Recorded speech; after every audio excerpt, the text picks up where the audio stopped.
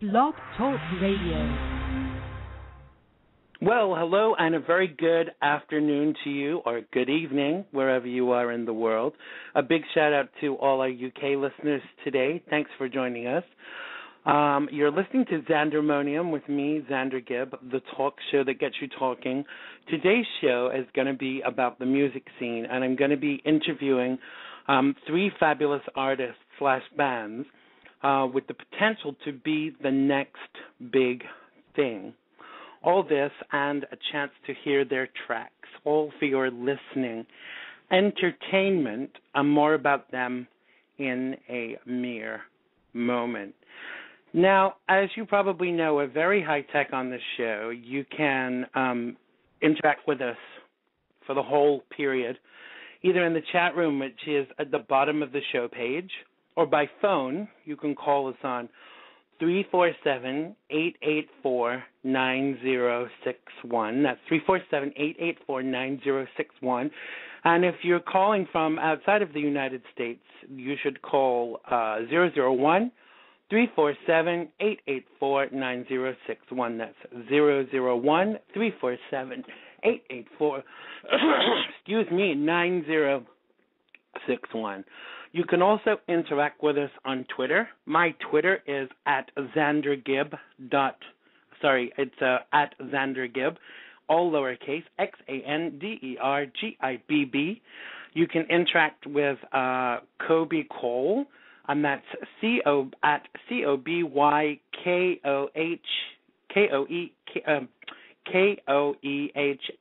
That's Kobykoehl, and that's all uppercase letters. Also, you can interact with The Real January Jane, and that's at Real January Jane, RealJanuaryJane, all lowercase. And the artists that are from Farewell to Alchemy, you can get them on Twitter at Ty Paul Egar, which is at Ty, T-Y-H-E, capital letter for Ty, Paul, P-A-U-L, capital letter for Paul, and Egar, E-G-A-R, capital letter for Egar. And the other artist in Farewell to Alchemy is Neil Warnock, and you can tweet him on at N-Warnock. I'll spell that for you. It's all lowercase, N-W-A-R-N-O-C-K. That's N-W-A-R-N-O-C-K. I urge you to go check these artists out that we're going to feature today. Follow them on Facebook and Twitter and anywhere else.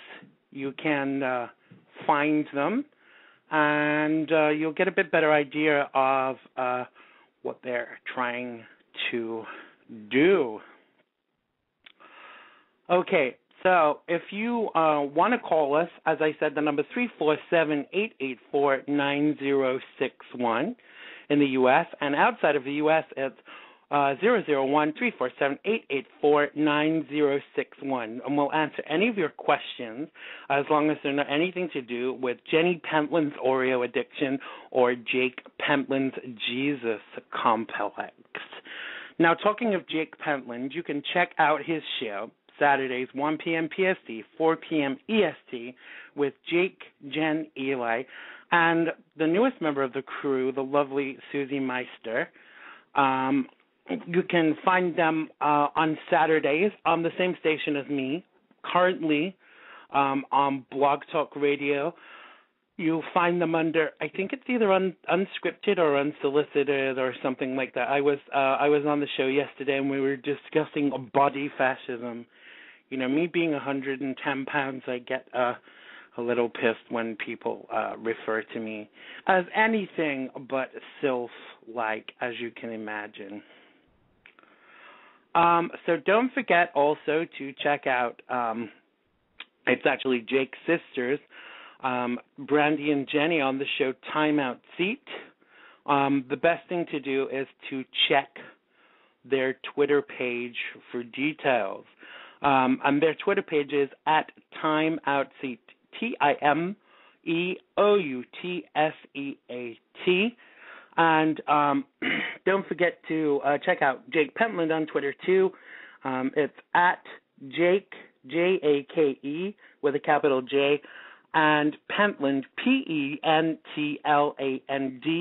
and that's with a capital P also. Go and check out his page on Facebook, his fan page. There's some very interesting, funny pictures on there that might float your boat. Also, you can check out the Rob and Trav Show every Monday and Tuesday, 5 p.m. PST, 8 p.m. EST. That's on grindhouseradio.com. That's grindhouseradio.com. GRINDHOUSE radio.com. I'm sure I'll see you there. They are a subsidiary of Gas House Radio, so no big mystery there as to why they have switched stations. Okay, well, let me tell you a little bit more about our show today. As I said, at the foot of the show, I'm going to be talking to three acts. I'm going to be talking to one New York band, which is called January Jane. They're going to be on First of All. We're going to hear some of their music. I know the lead singer of this band, and I'm very impressed with his vocals, and I'm sure you will be too. The whole sound is very professional. Then my next guest is no stranger to the Xandermonium show, the lovely Mr. Kobe Cole, who is also a New York resident, singer-songwriter, actor, writer, jack of all trades. He's going to be on with us around 5:40. That's 10:40 in the UK. And last, but by no means least, we're going to have my last guests of the day from a band called Farewell to Alchemy. Now, they're based in the United Kingdom. They are in Glasgow, not Glasgow, as some Americans say. That's Ty Egar and Neil Warnock, and they together form the band Farewell to Alchemy. I've known Ty for a long, long time, longer than I care to remember. But we'll have a great time chatting with him. That will be around 5 o'clock, which will be, around 6 o'clock, which is 11 p.m. UK time. Okay. So one of the things that really bothers me as an artist is the way that the music industry is really closed off, unless you kind of have a way in the door. Talent is not always a guarantee that you're going to be able to do any good. Now, in the last 10 or 15 years, with the expansion of the Internet, with people starting their own independent labels, including myself, Madrigal Music, things have got better and airplay has increased. Yet still, performers are struggling to get the success that they deserve. I am betting, I'm prepared to bet everything that's in my bank account, which is about 72 cents right now, that whoever turned down the Beatles for their recording contract back then is kicking themselves still to this day, and I bet their offspring are too. Now, there are ways one can do these things without having a recording contract nowadays. Through independent companies like CD Baby, they will you upload your music to their site, and they will sell your music for you, and they'll take a commission, which is genius, really, when you think about it. I signed up with this company for my album, The Platinum Prequel, and I was surprised to be told the other day that someone saw a copy of my album in Walmart, which is damn amazing. And it's not my only claim to fame. But before you rush out there and spend lots of money on management and agents who promise you the earth, and merely email you a picture of the Atlas, do some research on ways to get your music out there. There's a company called Disc Makers, and they will put all of your tracks onto a CD. All you have to do is email them to them. They will, with your artwork, they will print a label onto the disc so it looks professional, not like something you've put together at home. And also they will create the sleeve of the album for you, and they'll package it all up, all for about $3 a pop. I think you have to buy at least 100, and the more you buy, the cheaper it gets. So more details about that at the end of the show. So we're just waiting for we have one of our guests is waiting, so I will do their introduction. So my first guest on the show today are Pat Villa and Mitch Mitchell, the lead singer and the guitarist from the group January Jane. Erupting onto the scene just a few months ago, January Jane already has a kick-ass EP and a legion of loyal young fans. Please, Pat, send them my way. Their sound brings with it a full range of material from seductive ballads to monster metal end. They are clearly on the express track to the top. So let's just see who this is. First of all, hello, you're live on Xandermonium. Who's this? What's going on? This is Pat and Mitch. How are you? How you doing? Welcome to the show. What we're going to do is we're going to play one of your tracks. We're going to play The Unknown, and then we're going to chat to you a little bit more. So sit tight, guys. Would you like to introduce this track, Pat, for us? Sure. It's called The Unknown off of our EP, No More Last Times, available on iTunes. Absolutely. Here we go. January Jane, The Unknown.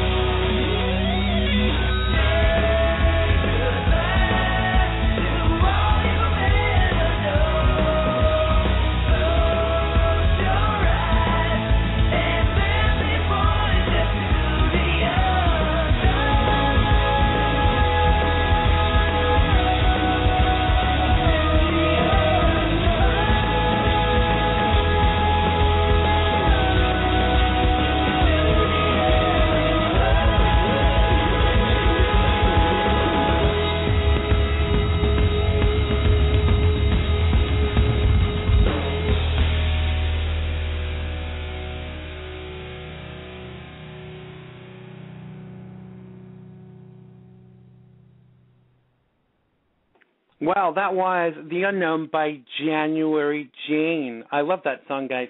Do you ever get told you bring to mind Depeche Mode? Is that a compliment? It's definitely a compliment. Yeah, I love Depeche Mode. That's crazy. Me too. That's fantastic. Well, when I got your tracks, I always listen to stuff before I kind of, pipe them through. And it kind of gave me this kind of Depeche Mode kind of feel to it. Not that it sounds exactly like them, but it's got that kind of feel. Well, that's cool. Definitely like that. So tell us, where does January Jane come from? It's a very interesting name. Is there some special significance behind it? Yeah, there definitely is. It comes from a couple of different places. Well, should we tell the real story? We're going to have to tell a makeshift. Go on, tell us the real story because I'm kind of intrigued. It's different, isn't it? Let's face it. Well, the real story will come out in our soon-to-be-released novel. But it's January Jane actually it actually does mean something. I think it's a state of melancholy that usually sets in during wintertime, when you're not getting enough vitamin D. I think it's from around the turn of the century. It's a term from back then, but that's not why we named the band that. It has more to do with the inverted J's. We like J's. Right. Nothing to do with Mary Jane, then, by any chance. No. Only what a shame. What a shame. Well, I mean, maybe it does. Maybe, but no comment as what you're saying, is it? If Pat and I both had a girlfriend named Jane, we won't get into that either. Yeah. It's not the same. It wasn't the same Jane, was it, by any chance? We're trying to figure that out still to this day. We compare bite marks on our bodies and see if the dental records match up. Really? Hey, pictures, guys. Let's keep it professional. So tell me, as an artist myself, I really find it hard to categorize my music. When people say, what genre would you say your music is? I find that really hard to say, and I always say that I think that it's for other people to say what they categorize it as, and I don't mind if they say it's electro or whatever, as long as they don't say that it's shite. How would you categorize your music? Good. Well, we're in the good genre. Yeah, besides the good genre, I'd say modern rock, epic modern rock. Why not? Modern rock. Yeah. Yeah, I've often heard people say that what they want to do is create their own genre, which I think is cool too. But what I get sick of hearing is stuff that's samey. You know what I mean? Like you hear stuff and it sounds like something that you can just switch on the radio and hear. I think that the market's crying out for new stuff, like your own stuff that's good, that's original, and do you know what I'm saying? Yeah, I think a better way to put it for genre would be maybe pleasure and pain at different tempos. You know what I mean? Oh, I like that. Right. What about Mexican polka? Something. Right. Mexican well, but isn't that going to be your second album, Mexican polka theme? Yeah. You never know. You never know. So, who are your influences musically? Who are your favorites growing up? Who do you draw upon for your influence? I think our music now it's a nice mix between like Muse and 30 Seconds to Mars, Van Halen, Foo Fighters, The Killers. I think those are kind of bands that we could compare to often. Growing up, Beatles, Metallica, Van Halen, Stones, a lot of 80s pop. That's top secret. Yeah, 80s has kind of gone round circular because 80s is kind of like my era, and people often say that my stuff sounds 80s, and I used to find that kind of insulting, but now it's popular again. It kind of, it goes around in a circle. Sometimes it's popular, sometimes it's not. But it's interesting that you said the Beatles. How do you feel about that? Because, again, the Beatles are classic and fabulous, but some people would not want to be compared to them. Well, I wish our record sales would be compared to them very soon, but we have no you problem. and me both. Yeah. No, I mean, they're the best. I mean, Paul McCartney's still the king. I mean, it's just ridiculous. Yeah. How talented he is and they were. But I mean, they touched upon almost every style of music. I mean, Helter Skelter is kind of like the beginning of like super heavy rock, you know, with the distorted guitars and, you know, obviously all the pop stuff, and then the crazy psychedelic stuff. They really did a little bit of everything, and we definitely are not, you know, beholden to one. Like The Unknown, that was a heavy track on there, but on the EP there's also ballads and instrumental. We try to do a little bit of everything as well. I think it's important to kind of have a mixture, because if every kind of song is the same kind of song, there's no variation, is there? There's no variety. Right. Exactly. So who do you know? I've heard you sing quite a few times, Pat. Who do people often say you sound like? I often get people say to me, I sound like Boy George, which he's got a great voice, but I'm not sure that's so much a compliment. But who do people say you sound like? So I get compared to, I used to get John Mellencamp a lot because I have a raspy voice. Right. But I think besides that, you know, I used to get compared to, you know, the guy from the Goo Goo Dolls. It just depends on what I'm singing, you know what I mean? But, you know, right. For the most part, sometimes Mellencamp, sometimes Springsteen, you know. I mean, I know that when I've seen you at gigs, when you've come to gigs that I've been at with Brooke and stuff, we just kind of look at each other. When you sing, it's like we're blown away. It's like, what the fuck is this guy doing here, you know? Well, I think it might be because I'm half Asian that I get drawn to karaoke, you know. I don't know. Apologies on behalf of is. Xandermonium for the stereotypes in today's show. Well, I'm half Filipino, and in the Philippines, I mean, karaoke's huge. So I grew up doing karaoke. So whenever I hear that there's a celebration of singing, I have to be there. You know, I just love singing. It's what I do, and you know, I mean, some people at the karaoke don't appreciate me showing up and, you know, doing what I do. But I mean, it's all in good fun, and you know, I like doing it. And I think there's always this element of competition with karaoke. I mean, I love going to a venue I've never sung at before, and I waddle up to the stage, and they look at me as if to say, impress me, and then I open my mouth and they're like, wow. You know, I kind of love the element. I love surprising people, but I think karaoke is kind of a whole it's a whole kind of beast on its own, you know. Absolutely, yeah. I mean, it's like I said, it's really just fun to sing. I mean, that's what I do. I wish I could do it every day, every minute, you know, and I mean, I almost do pretty much, but absolutely. My neighbors hate me because I sing all the time. I'm always singing something. They're like, bang on the ceiling, because obviously, you know, Brooke is my neighbor. It's like, bang on the ceiling, say, can't you shut the fuck up for 5 minutes? I mean, no, I can't, frankly. So, Mitch, let me ask you, if you could perform with any musician, living or dead, who would that be? Jesus. I don't think Jesus was a musician, really. Oh, I guess he sang. He had a voice like an angel. Yeah, absolutely. Paul McCartney. Paul McCartney. I see that. I wouldn't want to sing with him. I think as he's got older, his writing is wonderful. But I saw him perform on something, and I just thought, wow, you know. I think some people should kind of. He's great, but I think his skills now are in writing and performing musically more than singing. But that's just my humble opinion. Yeah. What about you, Pat?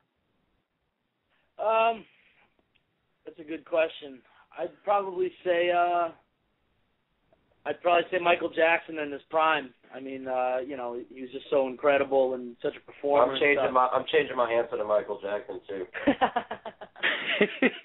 But we'll have to go an Afro wig, Mitch, and some. What were those shoes he used to wear? What were they called? Cleats or something? I'm not familiar. No, me either. Me either. I'm not a fashionista, unfortunately. I think either him or Michael Hutchins. You know, that'd be cool. I mean, they're both really super performers. You know, and I'm changing mine to Michael Hutchins too. No, you're such a copycat, Mitch. Right, interestingly, did you realize yesterday was the 19th anniversary of the death of Kurt Cobain?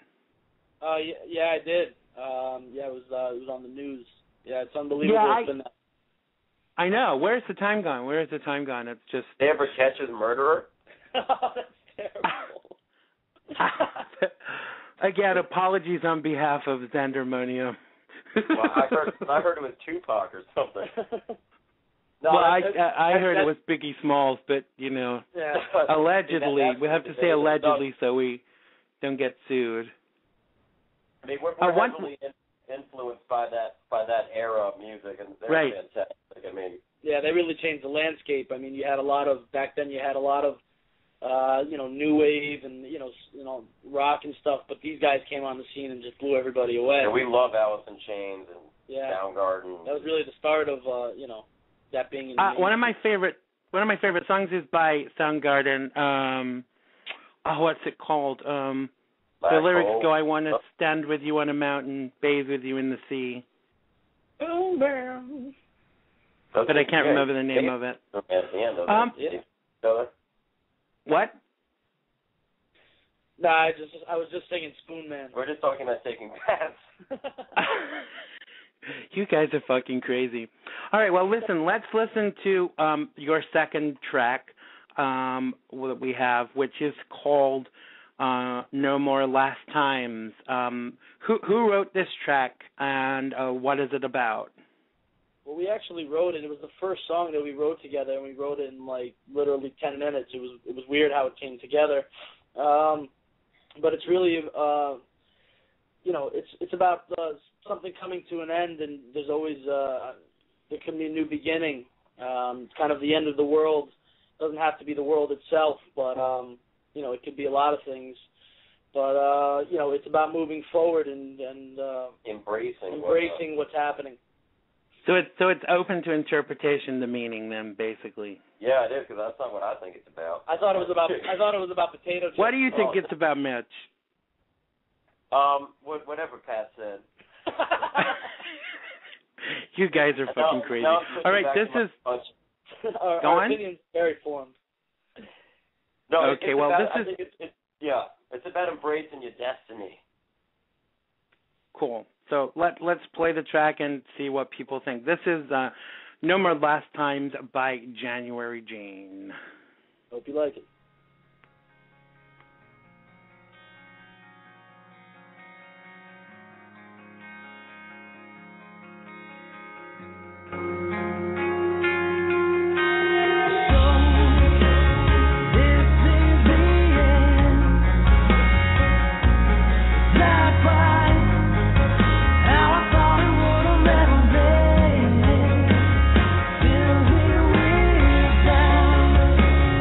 Oh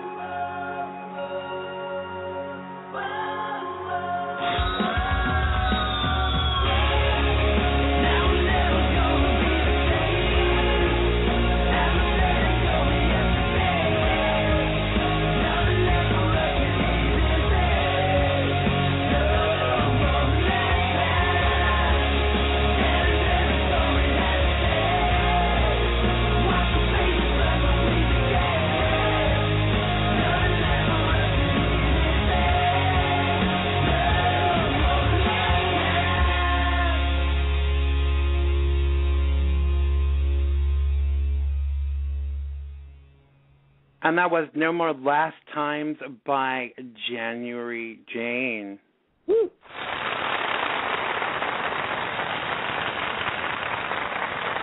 See, we're really high tech here. I added some applause for you. More. That's fantastic. You want more? All I have to do is press the button. So tell me, where is this going for you? Are you looking to get a deal? Are you in touch with any music companies? Where is it? What direction is this going in for you? Well, we've had a lot of interest from different companies. We'd really like to go abroad and play in Asia, possibly the UK. I think that would be really fun and adventurous. That's we're always looking for the next adventure. And we did a little tour down south, and we'd love to go west now. It's all about getting out there, getting our music out. Yeah, it's all happening now. It's great we're able to play New York all the time. Obviously, we're playing Friday at Webster Hall. So we're able to play in New York and then bounce out and do little mini tours as we're, getting our first full-length album done, which is what we're doing now. So tell us a bit more about this Friday gig at Webster Hall. Where is that located? Where can they get tickets? How much is it? Will there be drugs there? All that kind of stuff. Yeah. We are the drug. We are the drug. It's Friday at 8 o'clock at Webster Hall at the studio. We're playing with a couple of other great bands, a few more great bands, I think. She Said Fire is one. Midnight Mob, of course. Midnight Mob. Before. Yeah. It's going to be a great, great night of rock. Get there a little early. You should get there around 7 and hang out with us beforehand. It is going to be awesomeness. And the tickets, you can get tickets from us. You can just email us at tickets@januaryjane.com. They're $12 in advance and $15 at the door. But I think it's going to be a really great show. Either that or you can sleep with Mitch and he'll sort you out with a couple of backstage passes, ladies. But then I charge double. Charge double? Wow. Yeah, but it should be a really fun time on Friday at Webster Hall. 8 p.m. Get there a little earlier, maybe 7:30. We'll hang. We'll have a beer, talk some music. Sounds good. Yeah. And they can also check out the details of this gig on you have a Facebook fan page. Yeah, Facebook.com/JanuaryJane. You can find us on Reverb Nation too, and we just found out we're actually in the top 10 on Reverb Nation for rock, which is very, very exciting. So that's cool. Wow, that's fabulous. I mean, I'm on that Reverb Nation, but I get some really odd messages via it. Do you guys? Sorry about that. Yeah, sorry. Can I stick an eclair in your ear and things like that? I mean, no, stick it in my mouth. Don't stick it in my ear. I mean. Well, that sounds like a Wednesday to me. So. Yeah. You said it, Pat. You said it. Be sure to add us on the Facebook there. Yeah, definitely. Go to Facebook now and add January Jane, and then right after you've clicked like on January Jane, go to facebook.com/Xander Gibb and click like on there, or I'm going to sleep with your boyfriends. Okay. So what advice would you? Hey, you think I'm joking? I'm absolutely serious. What advice would you give to other people that are just starting out on this kind of track? I was talking at the beginning of the show about cheaper ways to do things for yourself, like CD Baby and other companies like that. Are you guys managed, or do you manage yourselves, for want of a better phrase? We have people helping us, private investors, right now. And we're getting a PR person and all that. Right now, we're trying to do everything ourselves. It allows us to have complete control over what we're doing, especially in where we're at right now in the creative process. It's really important for us. I think what it really comes down to, advice-wise, is this is it's not an easy road. There's a lot of competition, and it's very difficult to get out there. But if you got to bear down, it's all about the songwriting. It's all about the arrangements of songs. And it's about getting out there and performing. your live show is, I think, more important than the recordings, because that's the electricity that people see, that they want to come back and see you again and buy your Totally. stuff. So, because you don't get that sure. just from listening to the CD, do you? Let's face it. The CD is kind of it's a purified version, and I always think a live performance is you actually get that emotion from the artist, from the group, that you don't get maybe so much in a recorded situation. Yeah, definitely. I think it's plus it's more fun time to come out with your friends, or when you bring your 150 friends to our show, we can show you that it's actually such a good time. Yeah, it's fantastic. I mean, that's really the cake. We spend a lot of time in the studio. Pat and I write constantly. I mean, every time we play, we end up writing new material together. We just have that thing. And that's a lot of fun, but there's nothing like the electricity of getting up on stage and performing in front of a live audience. It's just fantastic. No, yeah. No, I hear that. That adrenaline feeling is just. I've heard some people describe it as it being like a drug, and I kind of have to agree with that, because I don't know what it is, but I get that kind of, before I'm going to perform, I get that little like adrenaline rush, and then when I start to sing, it kind of disappears. But it's like the endorphins are buzzing around your body. I mean, it's better than drugs, I think, really. Especially when you're on drugs. Not that I've ever taken any illegal narcotics, of course. We don't truck with that on this show much. So tell us about where we can find your music, because, unfortunately, a lot of this comes back to the sordid talk of coin, because we have to be able to eventually monetize what we do. Even just, because people think you just turn up to a gig and it costs nothing, but, I know just from my own experience, just my own PA system, set me back over $1,000. I mean, it's not cheap. It's not fucking pin money, is it? No, and you've got to start stealing your equipment. You don't want to spend that much. You should steal PA system. No, I'm only teasing, of course. Of course. When we did our little tour down south, we were actually able to fund the entire thing through CD sales live at shows. So that's very important. You got to find ways to make money, whether it be merchandise or CDs,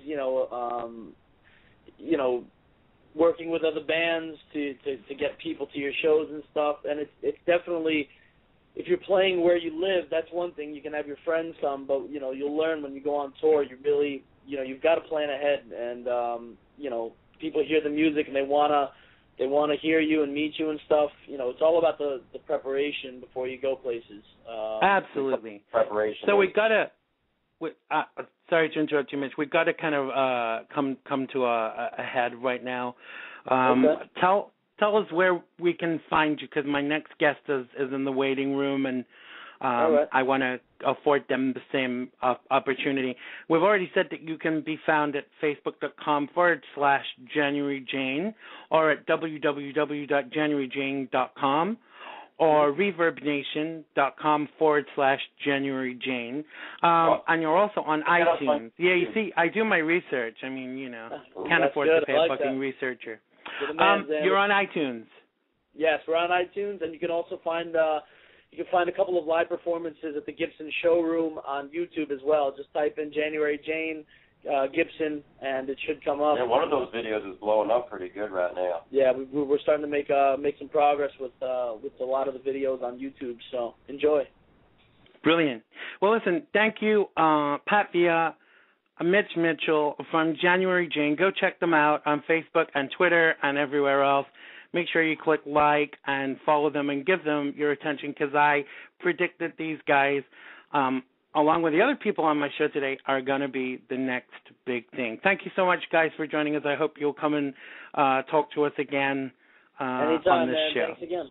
Thank you very much. Thank you. Right, Take care. Bye. So my next guest is no stranger to Xandermonium. Thank you once again, January Jane. My next guest is no stranger to Xandermonium. He has a voice like an angel, and I'm proud to call him my friend. Kobe Cole is a New York-based singer, songwriter, playwright, actor, who has worked with some really big-named artists. His voice has been compared to many, and he's been referred to as Adele with a penis. We'll find a bit more about that later. So, welcome to the show, Kobe Cole. with two penises. You have two penises. Just kidding. No, hey, no. How are you?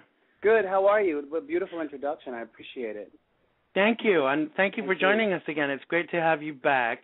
Tell us a little about what you've been up to since the last time we had the pleasure of your company on the show.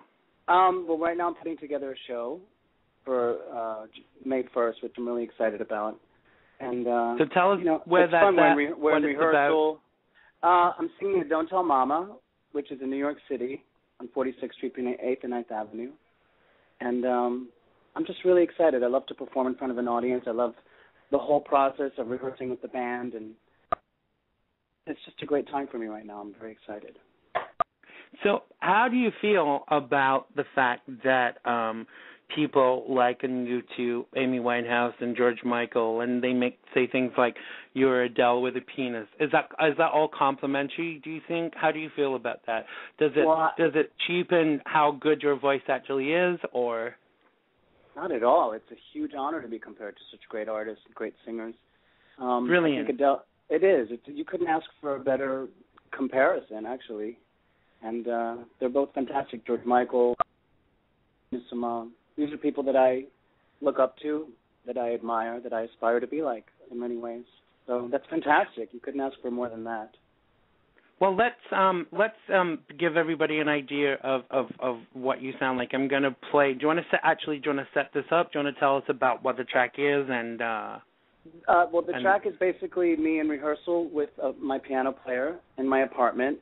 I recorded it on my cell phone, and it's just a raw 2-minute track, and I think it represents that there's no trickery. I'm not in the studio. It's just raw, and I'm not ashamed to share raw material with my friends on Xandermonium.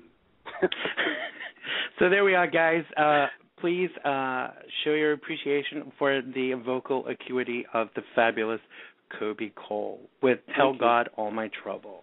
Yes. I'm gonna tell God all of my troubles when I get home.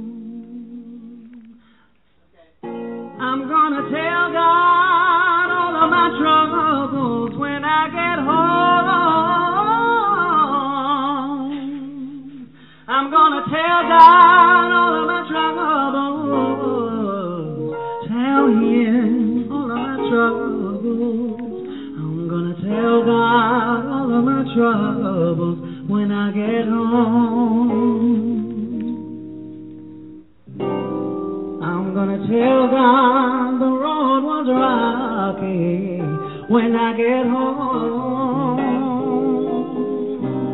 I'm gonna tell God the road was rocky when I get home. I'm gonna tell God all my troubles. Tell Him all of my troubles.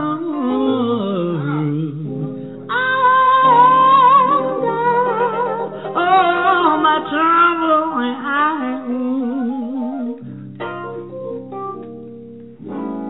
I'm gonna tell God the road was weary when I get home. I'm gonna tell the road was weary when I get home.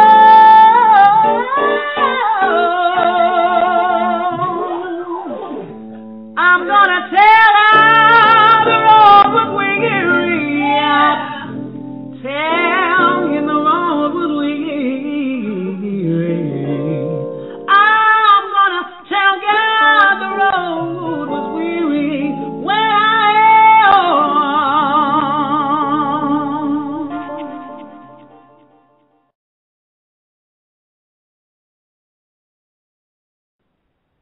Wow, that was amazing. Sorry, we're having technology problems here. Sometimes when you press the button, it doesn't come back right on.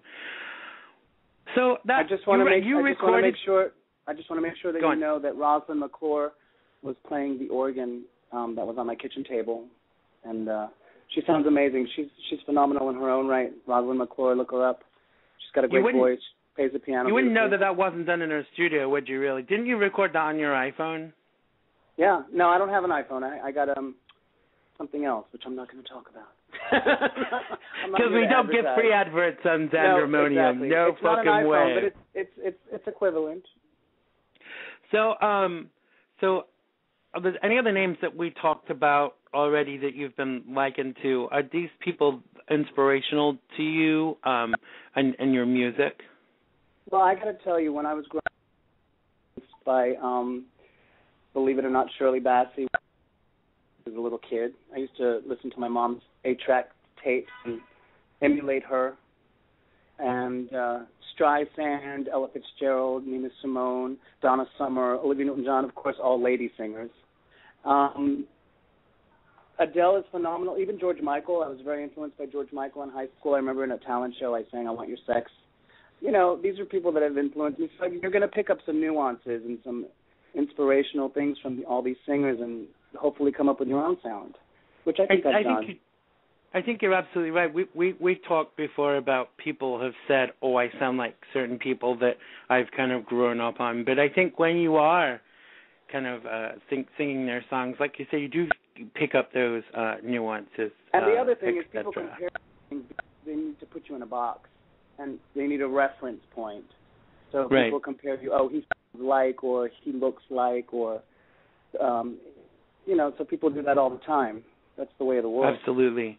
But I think people have to do that to make them feel comfortable, and it's unfortunate, but it's like, I was talking with the last guest, January Jane, how everyone feels they have to put you into. Such a brilliant name for a band, January. I know, right? Did you hear their tracks? They kind of put me in mind of like a modern day Depeche Mode. Not the Depeche Mode aren't modern, but that's kind of who they give me a feel of. So they sound like here we are doing it now ourselves. They remind me of. Yeah, absolutely. See? Right. See, it's I don't know why there is a need to do it, but because people need a reference point, Right. You've hit the nail on the head. I think that's probably what it is. So you yourself have said before, the only thing I have ever done is sing. Where did this start for you? Because you've been singing a long time, haven't you?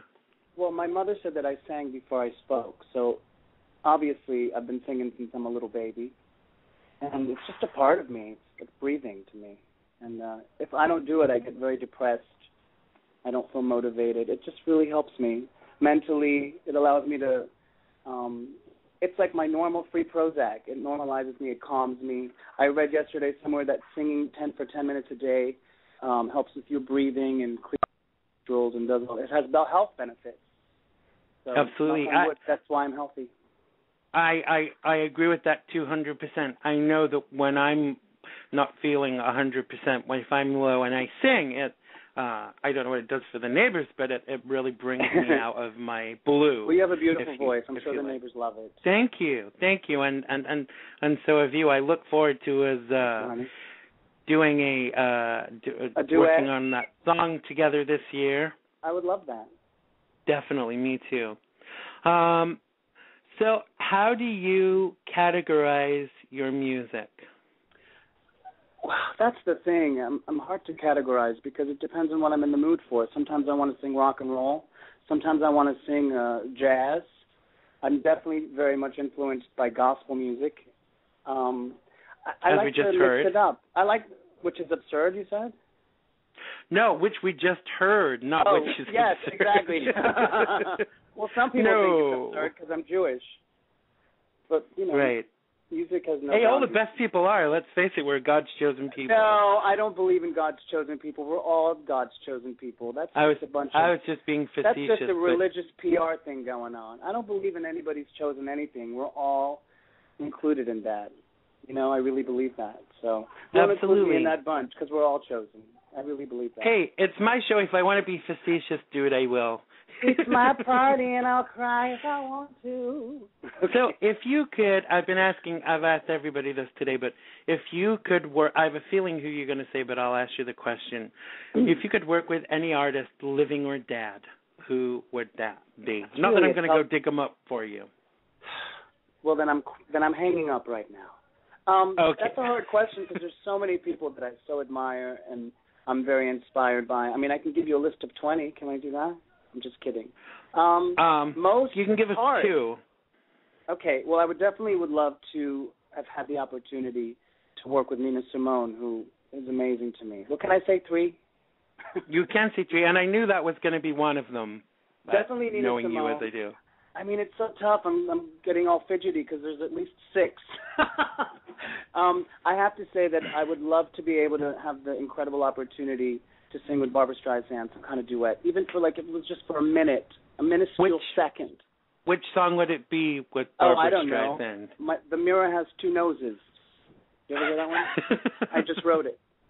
My sister just learned the song "Don't Rain on My Parade," and it's like that's such a power. To sing. Kudos ballad. to her for being able to sing that shit, yo. No, that's a hard song. It is. Also, I think I would love to have had the opportunity to sing with Jeff Buckley, who I think is magnificent. And he sang he was the guy that sang Hallelujah, wasn't he? Yes. Right. Amazing, yeah. right? Who sings amazing like that? voice. Yeah.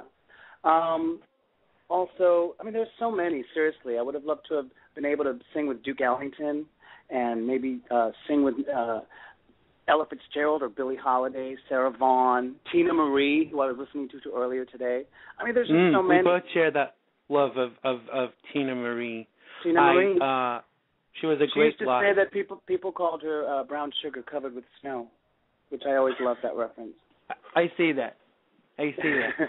When I first heard one of her tracks, it was that I Just Want to Be a Lover Boy. Is that what it's called? No, it's called Love a Girl. I Just Want Love a Girl. Yeah. I apologize. The first time I heard that song was on the radio, and I thought it was definitely like a black artist. And when I saw her on a TV show, I was like, she's not black at all, you know? What people don't realize about Tina Marie, and I'm here to educate, is that she wrote some of the greatest R&B ballads of all time. Before, I agree. No, seriously, like the most amazing kind of ballads you've ever heard. Before R. Kelly, you know, these epic, long, like 4-part stories, really incredible. Sonnets. She just did amazing work. Played 14 instruments. She was really an incredible musician and a wonderful woman. And she left such a legacy. She died about 2 years ago at a very young age. And, I'm feeling the loss of a lot of great artists lately. Tina Marie, Michael Jackson, Whitney Houston. Yeah. The greats are leaving us. I the heard crappy ones, saying, they're still alive. What? Yeah, and what I was going to say is who is there to fill the shoes of these greats? I mean, there are some good artists around, but how many are really great? I can probably count them on one hand, you know? Well, the thing is, I'm sure you realize, is that music is made so differently now than it was back then.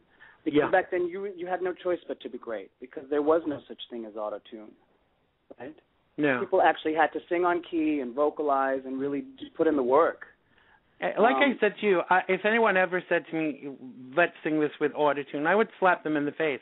Because surely the fact that you're a singer, if you're a singer, you should be able to sing in tune, at least, on key. And the thing is, I've been singing for 20 years live. I mean, not on the magnitude of Beyonce and all these people who have to do it in front of millions and millions of people, but I've never, ever lip-synced in front of an audience.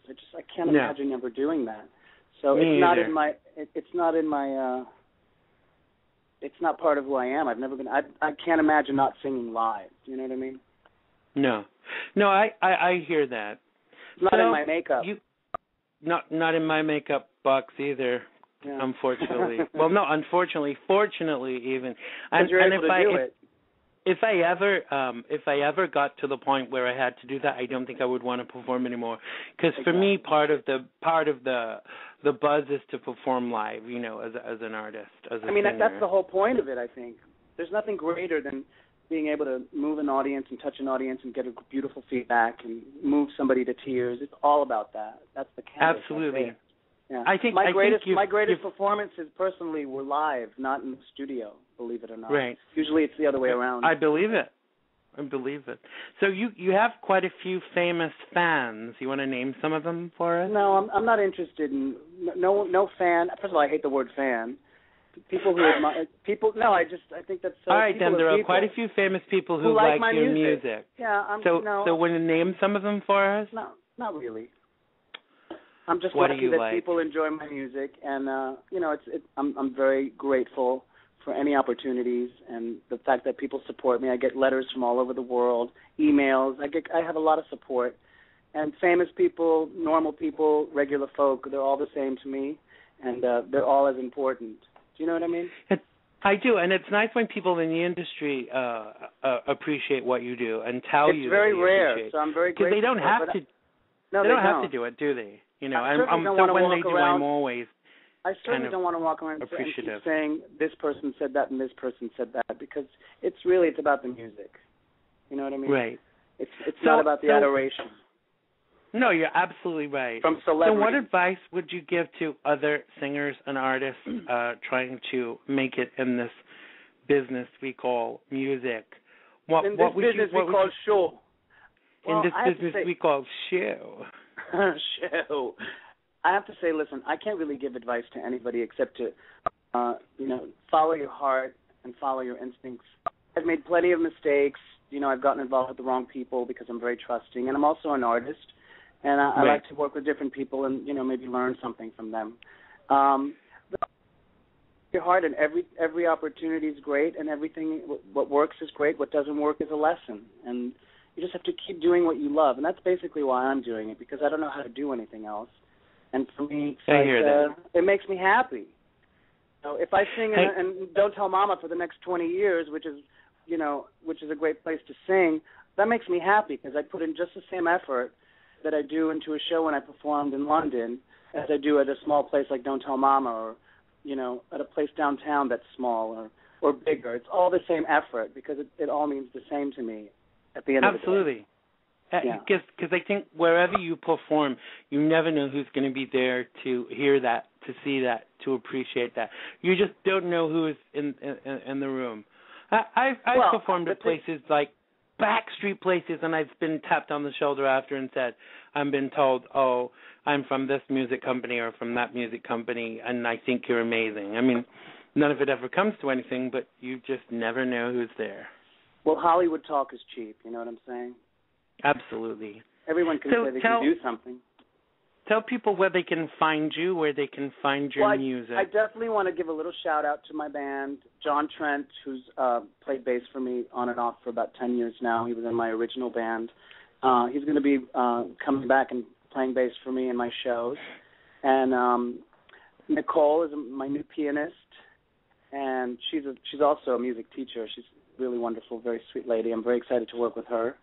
And my drummer, Leo Santini, has been playing drums for me for about 3 years now. And Kobe Cole, he's going to be singing. It's going to be May 1st at Don't Tell Mama on 46th Street between 8th and 9th. You're going to have Kobe Cole there too? Oh, yeah, I have to come, definitely. I'm a big fan. Thank you. You're very sweet. You're a bitch. I will definitely be there. Come hell or high water. Even if there's a fucking hurricane, Where's I will my be agent? there. He just called me a bitch. I meant it with love, you know that. I know, sweetie. Thank you so much. Tell people where they can find you on the internet and where they can find your music. Well, you could definitely find me on YouTube, COBYKOEHL 2, Kobe Cole 2, or Kobe Cole on YouTube, and Facebook. I'm definitely on Facebook. Also, SoundCloud is my new favorite thing, and there's some stuff on iTunes. The thing about music, whatever you've done in the past musically, you could always do better, and that's what I aspire to always achieve betterness with my music. So, achieve betterness. I'm just creating my own lingo here. Just my point is, whatever you do, you can always, accomplish better things musically as long as you continue to process the process. Comprende? And tell us once again where your gig is. Okay, one last time. Don't Tell Mama. It's a very famous cabaret. It's a legendary establishment here in New York City. It's going to be on 46th Street between 8th and 9th Avenue, and at 9:15, that means 9 o'clock, at May 1st in the back room. And I'm just really excited. I'm singing some great songs, singing some original songs, singing some covers, and doing what I love. Who can't be excited about that? Well, I'm definitely excited, and I hope we're going to go for supper after somewhere locally. We'll see about that. Oh, you're such a star. I love you, and I love your I do love your voice and your music. Xandermonium, that I appreciate you having me on your show, and I appreciate all your support and your kindness, and I never forget kindness, and thank you so much for having me on. Thank you for coming. Thank you so much, Kobe Cole, and we will see you again very soon. All right, darling. I'll talk to you later. Talk to you later, love. Bye. Bye. That was the lovely Kobe Cole. Check him out on Facebook, Twitter, and go see him at his gig April 1st. So I have known one of the members of my next guest band for over 20 years. Yes, since I was a teenager.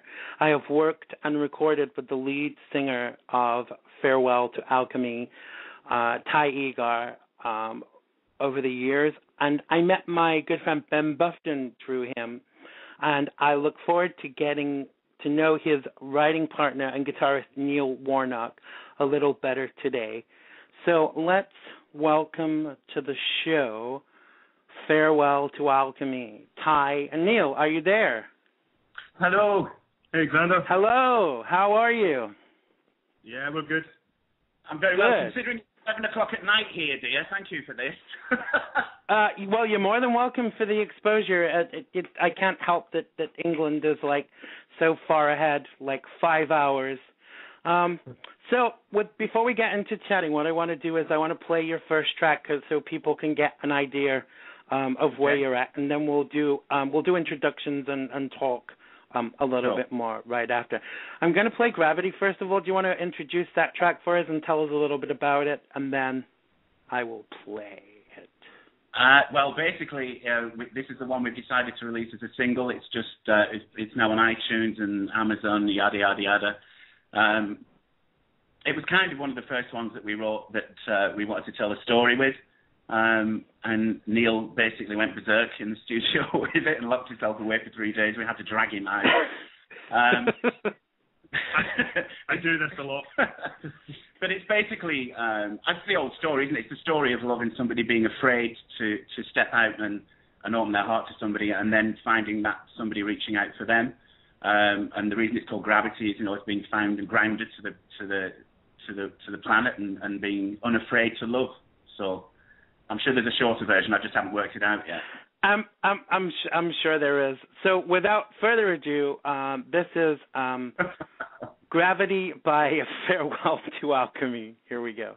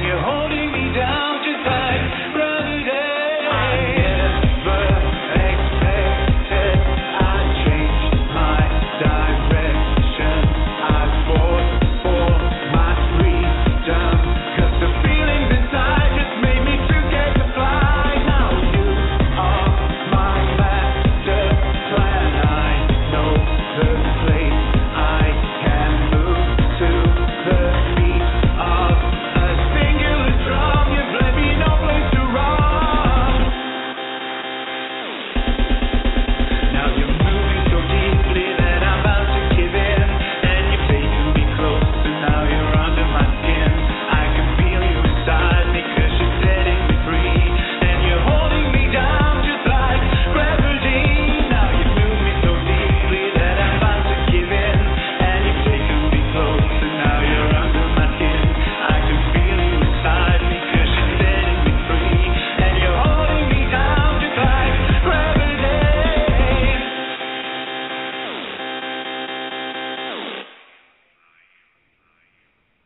show, you heard it here in the U.S., first of all, on Xandermonium. That was Gravity by Farewell to Alchemy.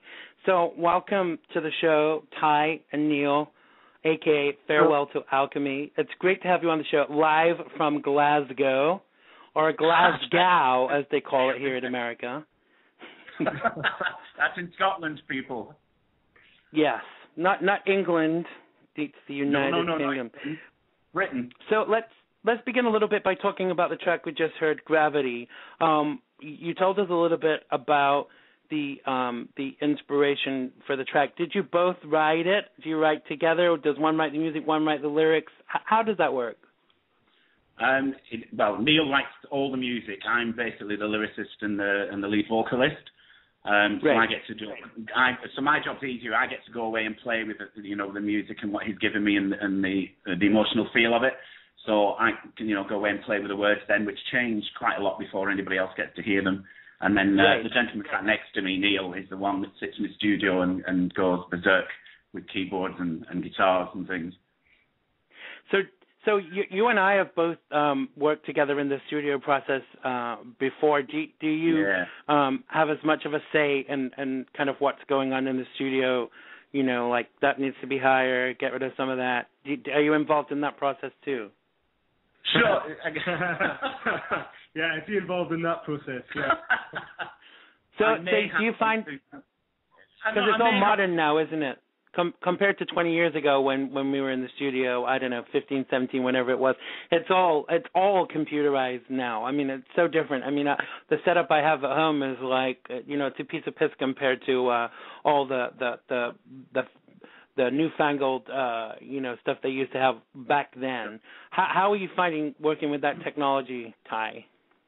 I find it fantastic, to be honest. But then we work basically.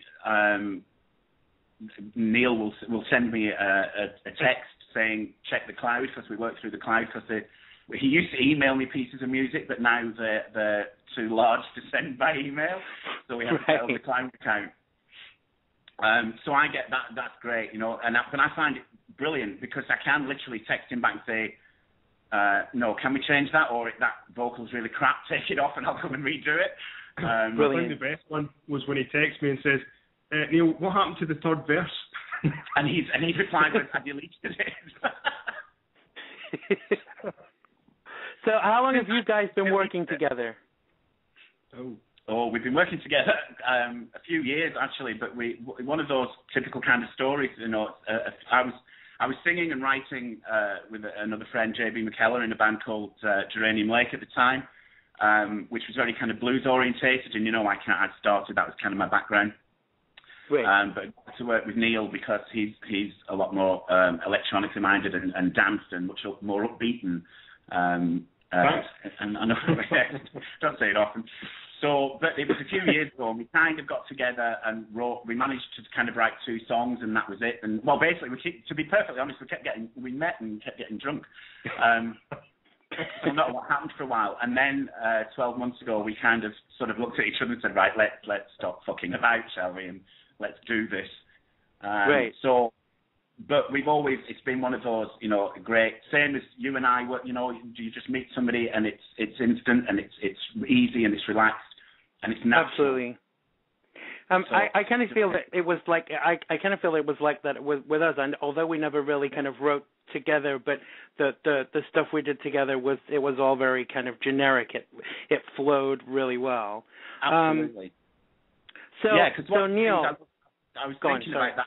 One of the things I loved about working with you is I'm going to big you up now. Is that what I loved working with you for was because I never ever had to be worried about working on stage with you. I could just enjoy myself and let go because you have such a fantastic voice.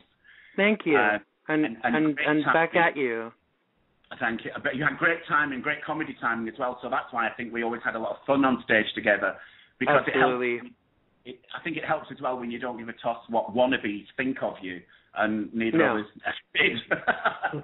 No, absolutely. Well, I think that whenever we went to any of each other's gigs, we could always be assured to be called up to join in or do something, So, and I think I see.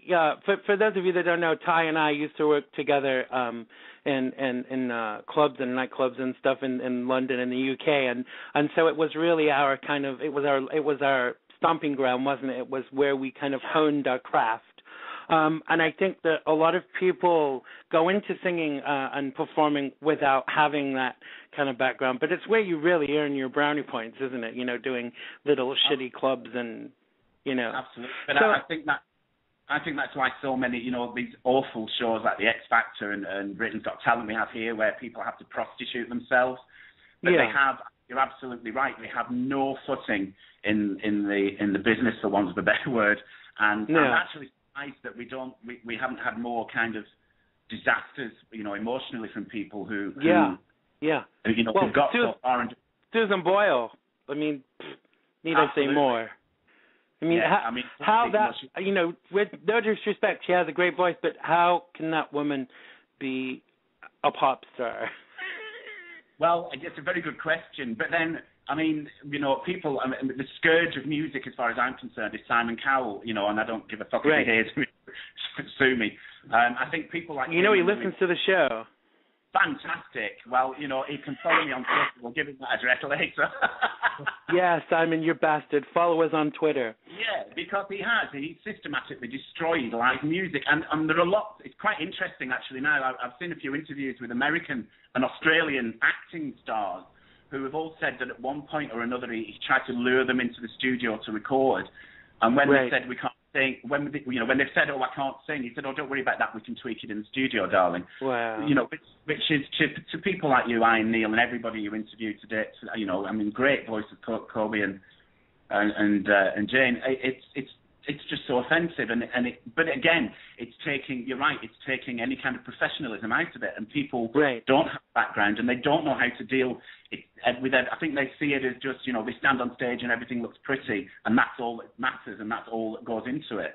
And then, of course, they end up dealing with the real shit backstage. But what I tend to object to even more than that is when I go and see a singer, I don't really want to know their sob story. If I want that, I'll buy their book when they release it in 10 years' time. I don't want to vote on the fact, if we're voting on sub stories, I mean, for fuck's sake, I would be top of the charts every week. But that's not what it's about. It's about how good a singer you are and how good a performer you are. And nothing to do with your grandmother baked the cat in the microwave and served it to you for dinner 20 years ago. Who gives a fuck?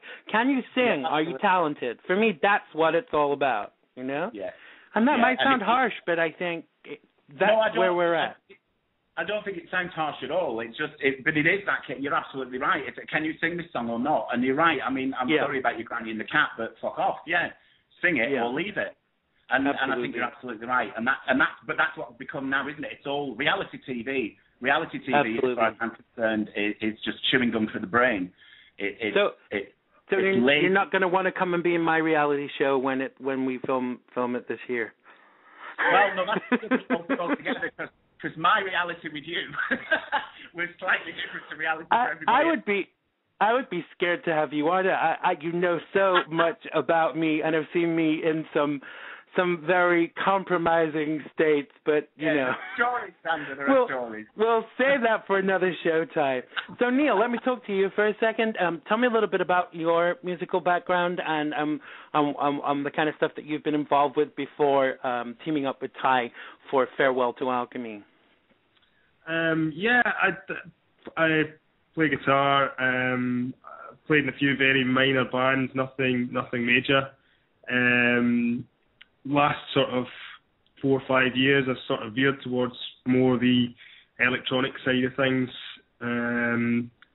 Really enjoy writing. I let Ty hear some of my writing, and he says, "Oh, I like that. I could work with that." And 5 years down the line, here we are. This is like deja vu, Ty. I know. So how would you guys categorize your musical genre? I know people think that, you know, I mean, we've said this all the way through the show that you know, personally, I think other people kind of assign to you what they think you are. But what do you think you are? Well, it's not, to be honest, I'm really crap at describing it, but I have taken to just saying it's electro pop. You know, right? I'm not. I mean, as a lyricist, you know yourself as a lyricist, you want to create backgrounds and landscapes for people, right. and the story that you tell, you know, you want people to be able to relate to, but also to make their own. You're right, but I don't. I've stopped trying to sound important. Really, it's electro pop. I'm a singer. At the end of the day, you know, 200 years ago, we would just be traveling minstrels. We would be trying to earn a living, you know. Right. Doing what we do.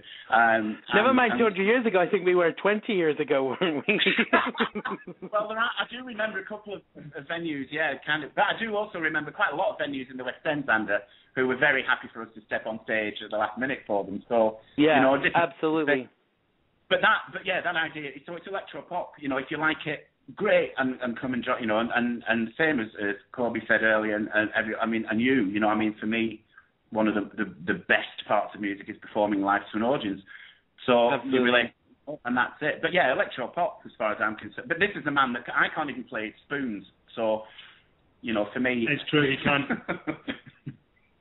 Well, you don't play an instrument, but you have a great kind of musical. You have a great musical ear, and the two are kind of so far separated. I think, you know, you don't have to be able to play a musical instrument to be able to kind of work. Do you know what I mean with music? Well, yeah, I can still. I hope anyway. Well, people obviously will be judging tonight when they hear this or today. But I hope I can still pull a decent melody line out of music, absolutely. you know, as long as I can do that. As long as Neil's happy with what I produce and you know, he's happy. Well, that's the thing. I mean, Ty will pull a melody line from a demo that I've given him that is something I would never even considered, never have thought of, and quite abstract, and I think that's what I like about it. Yeah.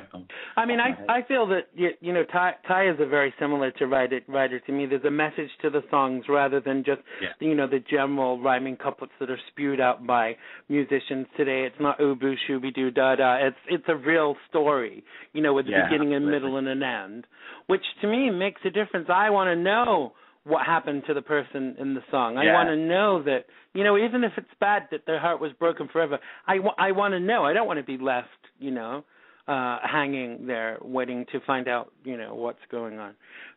That's just for me personally, but I you know, we've never been part of that Shooby-Doo fan club, have we really? You know? Never. And you're right. And also the nice thing as well, if you give somebody a complete story, you know, we all have our favourite artists. But when you listen to a song, you relate it personally. You do that instinctively. I think that's one of the beautiful things about music is it is truly universal. It doesn't have to be in any spoken language. But the story that you're giving somebody, you're offering them a landscape, and it's up to, you know, they can walk through themselves. And I know that sounds really pretentious, and I don't mean it to. I mean it literally as I'm saying it. It's that idea that anybody can share what you've created. It's a selfish but selfless thing all at the same time. It's quite a strange thing to do, I suppose, isn't it? But yeah, the story absolutely. I am. So tell us where the name of the group came from. Farewell to Alchemy. I think we'll go to Neil for this one because I hear that Ty gets it all ass backwards.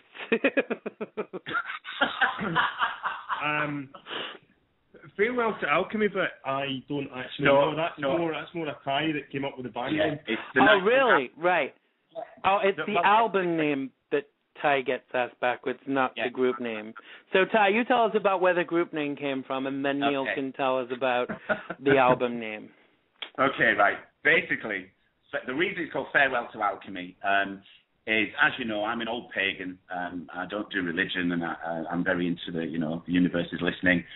And Neil is a scientist, more or less, literally. You know, his work and what his qualifications. And his interest as well, but also shares the same kind of interest as far as, you know, scientifically the universe, etc. So we have these quite interesting kind of juxtaposition conversations going on about things. So Farewell to Alchemy is basically if you check out the website, which is cunningly called farewelltoalchemy.com, there's a kind of blurb there. Funnily enough. I know, I thought that was quite clever. Neil came up with it.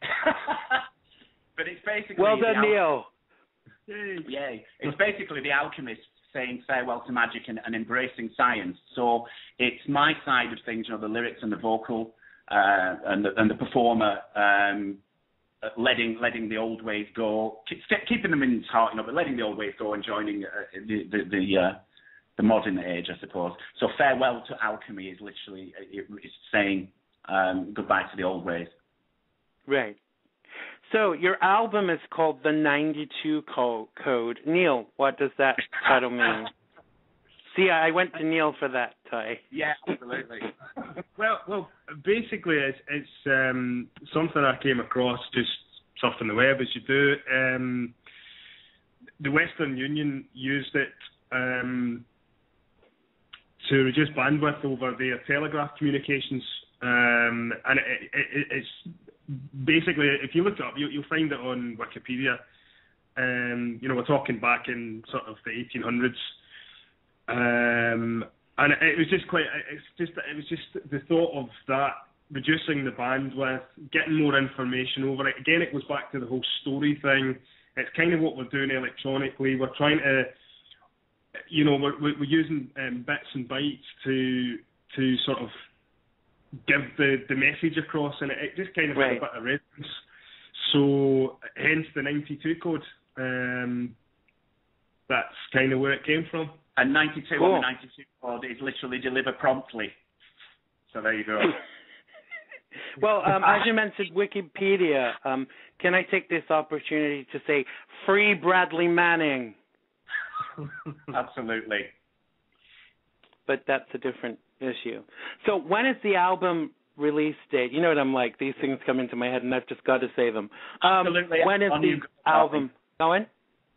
The album is released. We have decided officially. Yeah, I saw there was several dates floating around on Facebook. Well, because basically I fucked up the first one completely, and then I got the second one a month late. But then we decided that was probably a wise thing.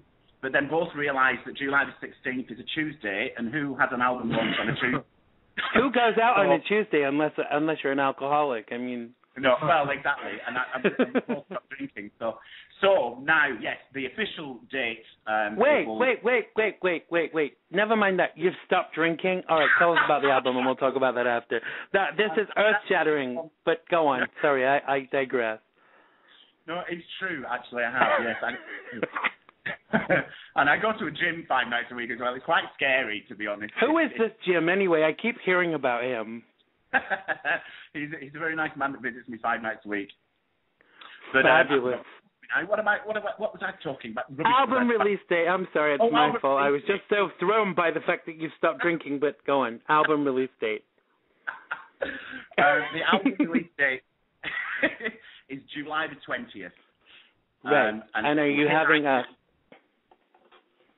We're having an event. Having a launch party, but cool. We're only going to. But are you ready? See, this is the relationship that I have with Neil, okay?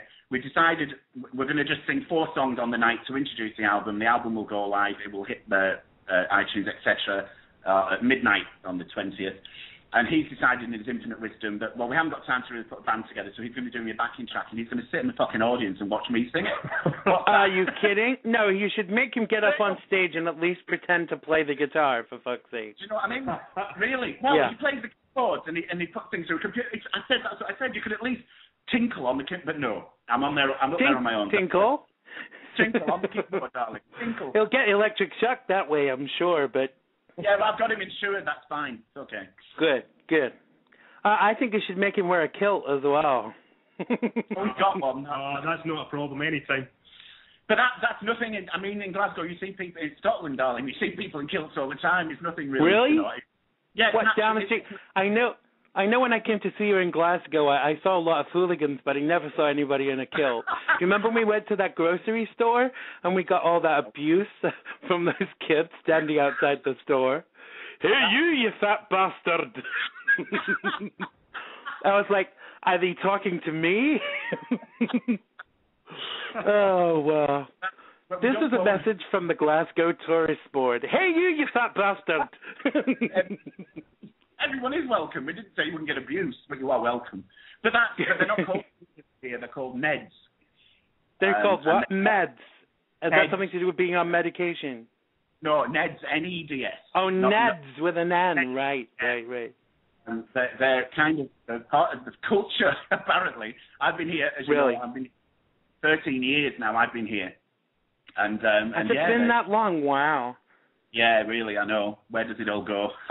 I have no idea. So let me tell you what we're going to do now. I'm going to give out the phone number because I would like for you to take some calls. Okay.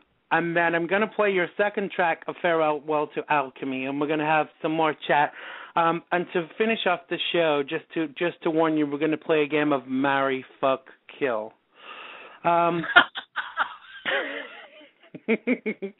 Just to be cultured. Okay, so the number, if you want to call, if you're calling from the United States, it's 347-884-9061. That's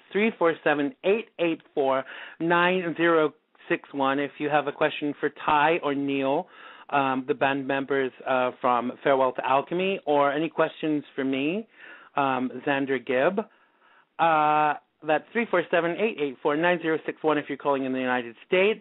And if you're calling from outside the United States, it's 001, which is the code for the United States, 347-884-9061. That's 001-347-884-9061.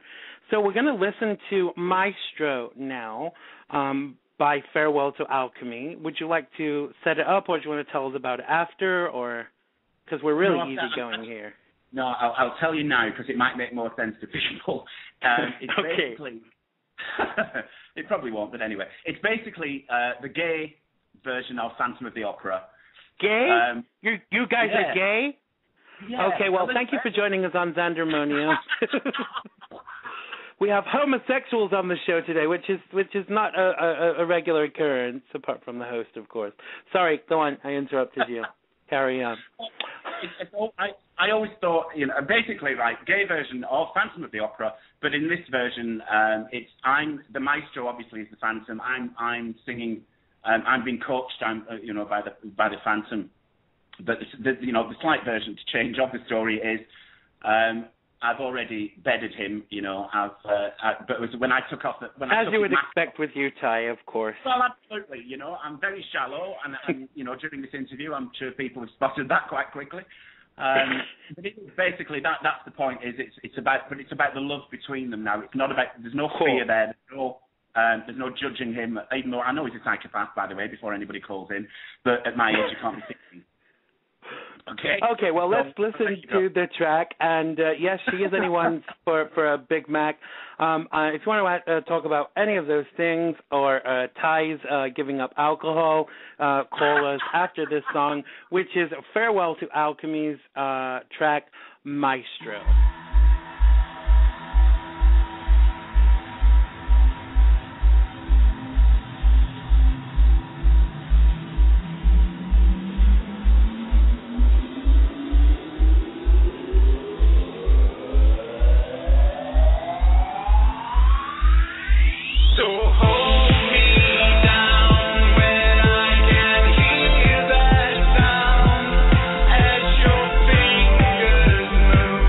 You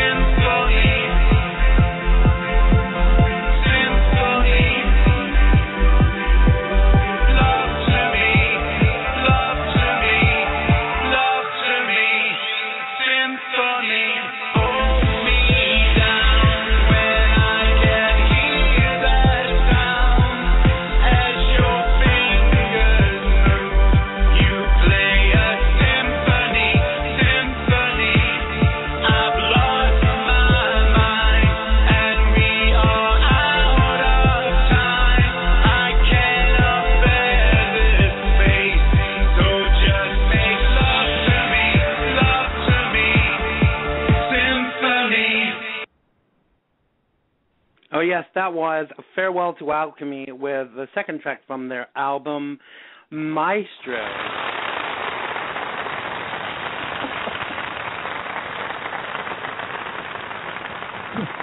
I was just pausing for the applause there. Thank you so much. Thanks so much. Now, I love that song. You know, kind of the stuff that really kind of floats my boat. But can I just ask, does it say "strip for me" in there, or does it say "symphony"? Symphony. Oh, it says symphony because some parts I thought it said "strip for me," and I was already taking off my clothes, and I thought I better text what it says. Well, you know, I mean, if it has that effect on men, I'm not really too upset, really, what they hear. But, I don't think you would say that about me, though, Ty, I'm sure. Listen, you know, the world is full of strange people. Moving swiftly on, let's talk about your alcohol reduction. So when did you stop drinking, and what was the catalyst for this? I don't know how long ago was it. Well, when I say I've stopped, I've reduced it to just one bottle of wine a week. Right. I have to be careful what I say because potentially our personal trainer might be listening to this. So, right. But it was about a year ago, yes, that I stopped partying. It was about a year, yeah. Well, due to the fact that I'm very, very old now, and it was taking me longer to recover than it was to get pissed. So.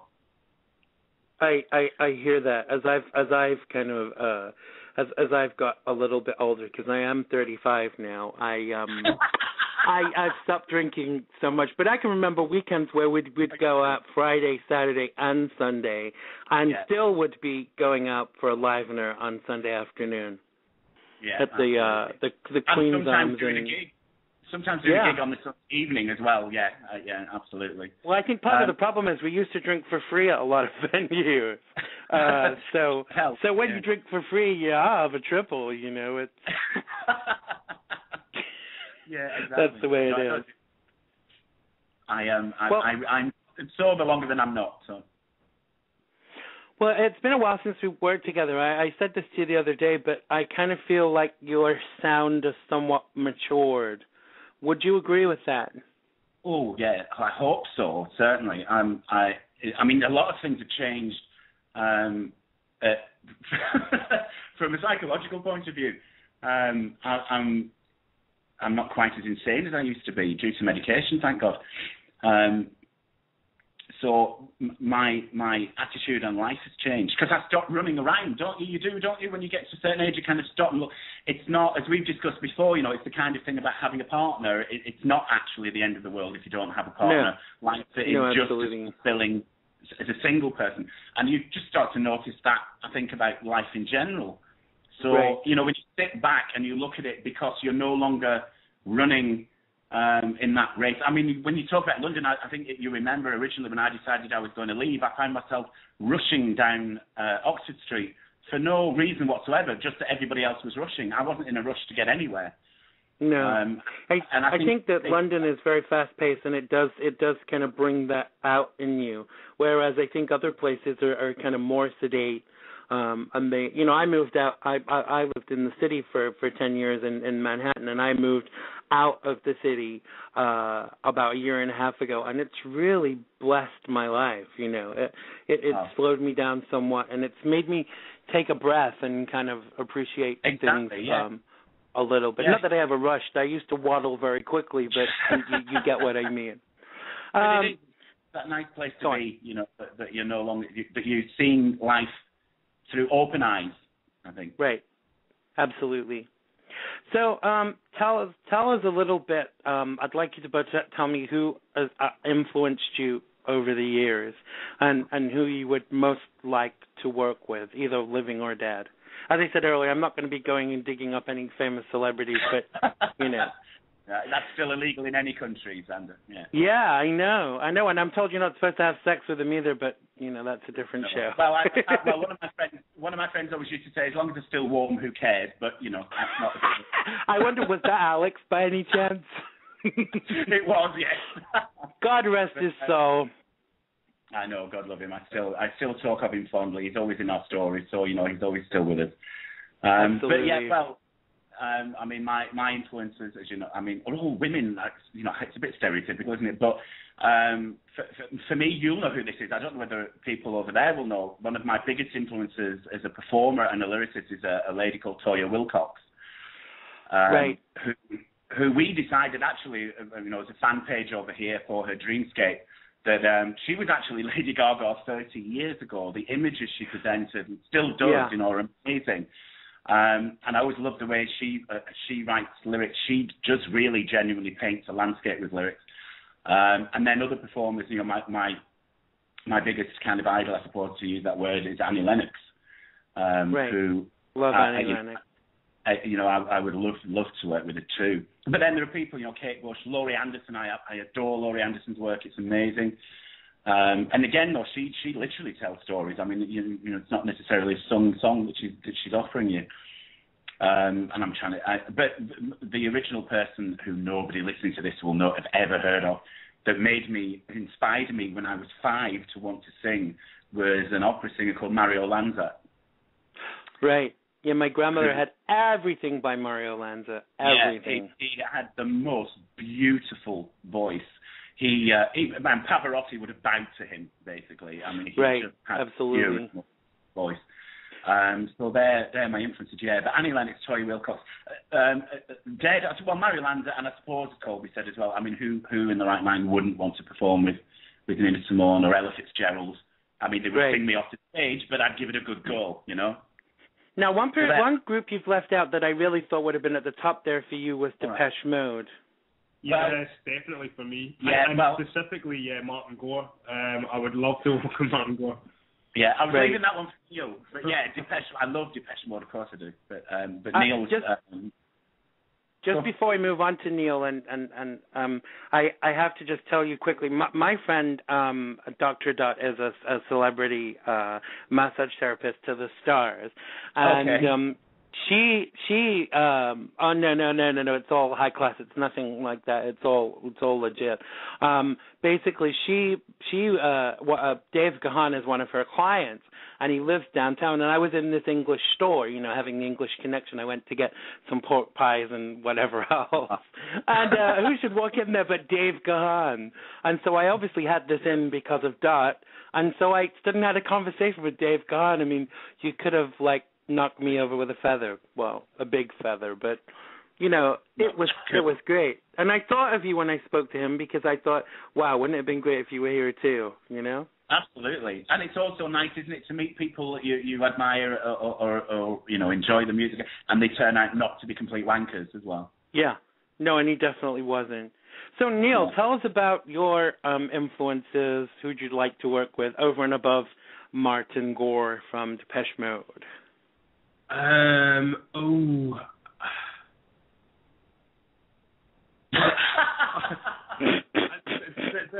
are a number, but none particularly spring to mind. Who'd I like to work with, Ty?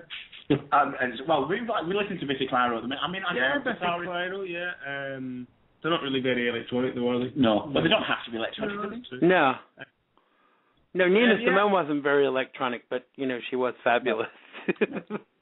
Yeah, I mean, I would love to work with Nina Simone, but obviously not now. But it'd take quite a while to record a track now, wouldn't it? Like Space Banks, so amazing boy. He's very.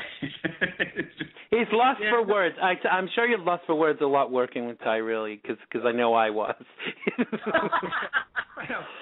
Ty said to me once that I was responsible for some of his very best lines, his very best comebacks, which I really do take as a compliment. That's very true. I will confirm that now on Xandermonium. That is very true. I'll let you share one, Ty, but make sure it's not too personal. I remember joking once about staying over at your house and sleeping in your king-size bed with you and your then partner, and I remember what your response was. Do you remember what you said? I'm trying. You know, it's in the back of my head now. You said, "What do you think my head is? What do you think my head? What do you think my bed is? A small fucking principality." But it was said with love, darling. I know, and that's why I laugh. But I have to say, if anyone else had said something like that to me, you would have ripped their head off, wouldn't you? Really? Oh yeah, absolutely. Yeah. Because I love you, and that's a different thing, you know. But I mean, things like that said, you know, if somebody's being nasty, then yes, I would bitch slap them on your behalf. Absolutely. So, do you have any advice for others trying to achieve musical notoriety? Absolutely. Never ever watch fucking X Factor or American Idol. I concur. Any of the shit. You know, what you need to do is listen to shows like this. Okay, go out and see local musicians and bands. You know, and put your own ideas together and use this wonderful, amazing, terrifying thing called the internet. And right. Check out what we're going to do. And also, I mean, there's nothing like, you know, go and get on, go, you know, do a bit of karaoke if you want. Because if you can't stand in front of people singing off a screen, it's not likely you're ever going to be able to stand in front of them singing on your own. Well, it's a free rehearsal, isn't it? That's the way I look at it. You know, I often go to karaoke just to get a bit of time to sing if I'm not working for a while. It really is a free rehearsal. But I think it is these, you know, now as you were saying to your guests earlier, Jane and Colby, you know, that we're not relying on these retards that call themselves record labels anymore. We don't have to go. That's what Neil and I were talking about earlier as well. We don't have to go cap in hand to anybody. We don't owe anybody anything. We can do it all ourselves. Absolutely. And if you don't know how to do it yourself, you know, meet other musicians. That's how we met. You know, you and I. Yep. We weren't born friends. We met through the. Weren't you? Sorry? You said we weren't born friends. I went, weren't you? Well, obviously, I'm happy to admit that I am the oldest of the two of us. Yes, so you're, how old are you, Neil? I'm 37. But how can you be 37 if Ty's 35 and Ty be the eldest? All right, moving swiftly on. Yeah, sorry, I'm okay, well... You're 27, right? Okay, that's better. That's better. That works better for Ty and I. All right. So let's move to let's kind of move on a bit, and let's end this on a very light note. Let's play a game of marry, fuck, or kill. So what we're going to do is I'm going to read 3 names, and what you have to say is I would marry this person, I would fuck this person, and I would kill this person. And okay. I'm going to go to that's both of you. Isn't it? Yeah. What? That's lighthearted, isn't it? Yeah. You haven't heard the names yet, Ty. Okay. All right, Ty, we'll start with you. Marry, fuck, or kill. Patrick Schwarzenegger, Taylor Swift, and Justin Bieber. Schwarzenegger, kill. Taylor Swift, marry. Justin Bieber, ragdoll. I don't know. So you would fuck Justin Bieber, okay? No. Did I say that? I don't think. You did. I? No, I'd hurt him, Xander. You said ragdoll. I'd split him. He'd break. All right. Let's go to Neil. Gary Barlow, Colton Ford, and Oprah Winfrey. What's his first name? Ford. Colton Ford. Why didn't I get Colton Ford? I think I'd have to go with fuck for Colton Ford. Right. Oprah Winfrey would be married. Yeah.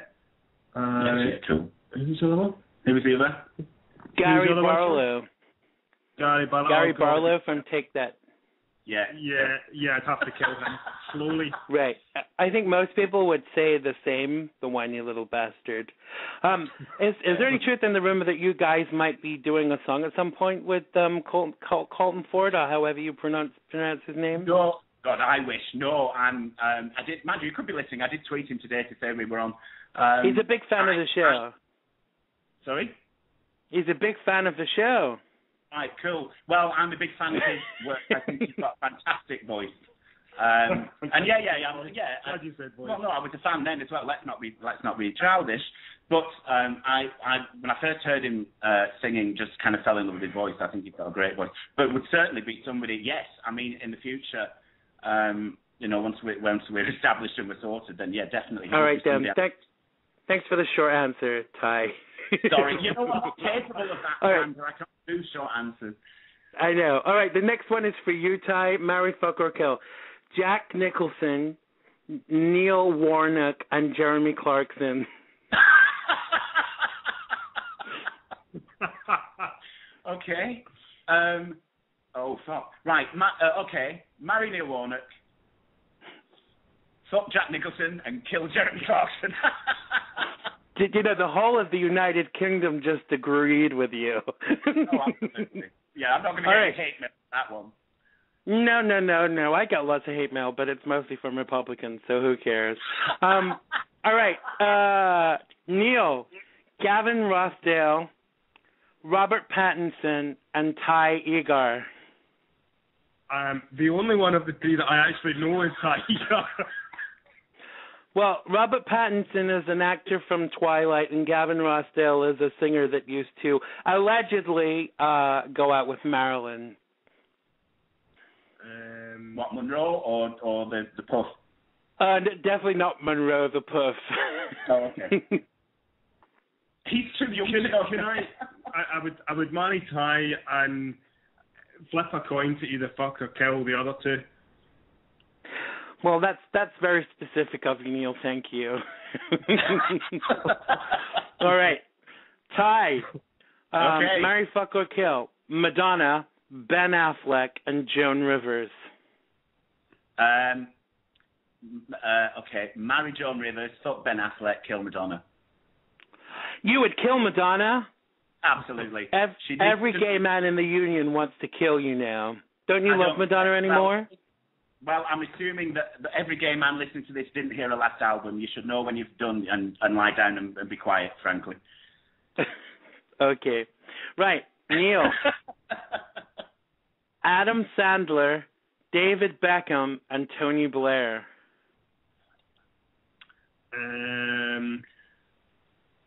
No, see, I need to kill Tony Blair. Yeah, absolutely.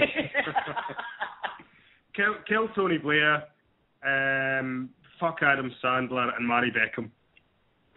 Yeah, I would. Well, especially get to fuck David Beckham if you married him. So yeah, exactly. Good choice. All right, Ty. Okay. Sorry, Neil. It's more than once if you marry him. So. Yeah, absolutely. And that's obviously why you both picked each other as the marry section. Anyway, moving swiftly on. Ellen, this is for you, Ty. Marry, fuck, or kill. Ellen DeGeneres, Robbie Coltrane, and Graham Norton. Okay. Oh, fuck. Right. Do you know what? Right. I'll marry Ellen, fuck Robbie Coltrane, and kill Graham Norton. There you go. How much hate mail are you getting? And I'll tell you why. Can I tell you why? You can. Graham Norton, earlier, or the end of last year, had Schwarzenegger on his show plugging his fucking autobiography and didn't once challenge him about the fact that he voted against gay marriage. So that was me. He can fuck himself. So there you go. Here. I didn't actually see that show, but I definitely agree. Did you know that it's actually in the it's at the in the Supreme Court at the moment, the gay marriage issue, and it's got, it's kind of got the country divided. But I just want to say, what the fuck is the big deal? Really. Absolutely. And I want to punch these people in the face that say, what's next, marrying your dog or marrying a tortoise? Well, a dog or a tortoise can't give consent, so make an educated comment or shut the fuck up, Well, actually, though, there are a couple of states in America where you can marry a horse, so, they're ahead of it. Yeah, and your cousin, too. You can marry your cousin in some states in the United States. So they're already ahead of us, absolutely. But you see, none of these, to me, if you pay your taxes, you should have the same rights as anybody else, regardless of your color, your gender, your sexuality, any of those things. It should all be equal. Absolutely. I don't know if you saw my Facebook post last night, but it was 19 years to the day yesterday that Kurt Cobain died, and apparently he said at one of his gigs, he said, if you don't like gay people or black people, and I'm paraphrasing, or anybody else that's different than you, then don't buy our fucking albums and get out of this stadium. And I'm like, wow, Yeah, absolutely. And it is, and whose rights are they to give them to us anyway? We're all equal. Because surely that's what they are, rights. They're not privileges. If it was privileges, they'd be called fucking privileges, not rights. Exactly. All right, let's go back to the. Go on. Sorry. No, I just don't like tolerate either. I don't ask for anybody to tolerate me. It's not their fucking place. No, don't tolerate me. Just don't be in my life. All right, whose turn is it? I think it's Neil's turn. Oh, yeah. Fuck, marry, fuck, or kill Steven Dorff, Seth Rogen, and Arnold Schwarzenegger. And I swear that was written down before we just talked about him voting against gay marriage. So Neil. Well, is it Schwarzenegger? Steven Dorff. We killed George. Yeah, we'll kill Schwarzenegger. Steven Dorff's hot. Right. Probably Marley or fuck, right? Marley. Who? What were the other options? Steven Dorff and who? Seth Rogen. No, we'll fuck Seth because we don't want to keep him. And marry Steven Dorff. And marry Steven Dorff. Okay, right. Ty. David Bowie or Bowie, depends which country you're in, Prince and Boy George. Oh my God, there's so many I want to kill. You can't kill them all. You have to pick one for each. Okay. Right, okay, and you know why I'm going to say this right. I would marry Prince, I'd fuck Bowie, and I'd kill Boy George. And you know why I'm down on Boy George. We can't say it legally, but you know why. You've been down on Boy George? No, he's not saying he went down on Boy George. He's saying he's down on Boy George. Oh. Yeah. But for legal reasons, we're going to move swiftly on to Neil's turn. Marry, fuck, or kill Neil, Betty White, Roseanne Barr, and Lady Gaga. Marry Gaga, kill Roseanne Barr. Who's the first one? Betty White. I guess we fuck Betty White. You said kill Roseanne Barr. Her son is one of my friends, and he listens to my show. So that's you not getting on his show, Neil. All right, last one for you because we're running out of time very quickly. Last one for you, Ty. Colin Farrell or Colin Farrell, Adam Lambert, and Kermit the Frog. I'll be marrying Farrell. Fuck Lambert, kill the frog. Brilliant. Well, listen, we've come to the end of our time. We don't have a lot of time left. I'd like to thank you so much for coming on the show. Look out for Farewell to Alchemy.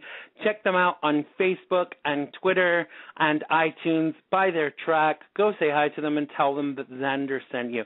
Thank you so much, guys, for joining us today. It's been a pleasure talking to you. Darling. Take care, baby. Bye. Thank Bye-bye. you. You too. Lots of love. Bye. Well, that was a great show today. Thank you so much to all of my guests.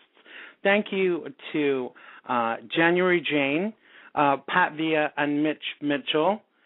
And thank you to Kobe Cole. And thank you to all of you for listening. Thank you to Farewell to Alchemy. We will see you next week. Lots of love. Love you all. Goodbye. Love it has been good to me this time around.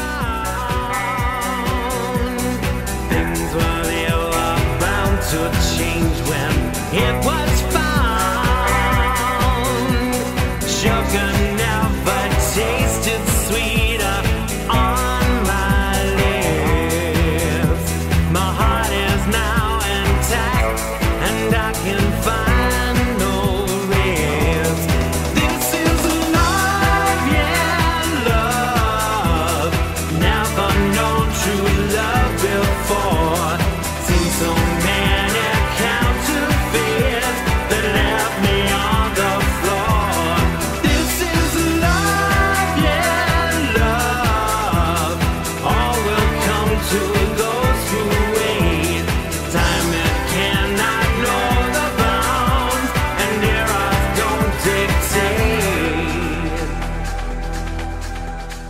trouble